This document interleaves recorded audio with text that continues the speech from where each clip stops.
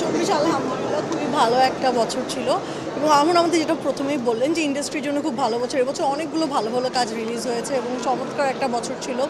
এবং আমার জন্য স্পেশালি যদি বলি তাহলে অবশ্যই আলহামদুলিল্লাহ অনেক ভালো ছিল। আর মায়ার রেসপন্স যেটা আমি বলবো যে যতটুকু না এক্সপেক্ট করেছি তার থেকে অনেক বেশি পেয়েছি। সো সবাইকে ধন্যবাদ যারা যারা দেখেছেন এবং যারা যারা এখন দেখেননি তারা প্লিজ দেখে ফেলবেন। সোশ্যাল মিডিয়া না থাকার কারণে আসলে ইউজ না করার কারণে আসলে অনেক কিছু থেকে বঞ্চিত হয়ে অনেক কিছু আপডেটস পাই না, বা আমার ফ্যানরা বা দর্শকরা যারা আছে তারা আমার কাছ থেকে আপডেটস পায় না। সো সবাই রিকোয়েস্ট করছে যেন একটা সোশ্যাল মিডিয়া অ্যাকাউন্ট খুলি। So I cannot promise, but next year hopefully 2025-এ I will try for that.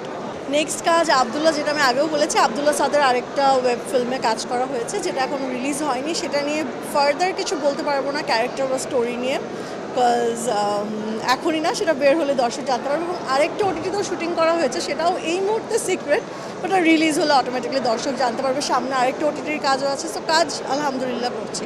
প্রত্যাশা অনেক হাই এবং যত বছর যাচ্ছে আমাদের ইন্ডাস্ট্রির কাজ তত বেটার হচ্ছে।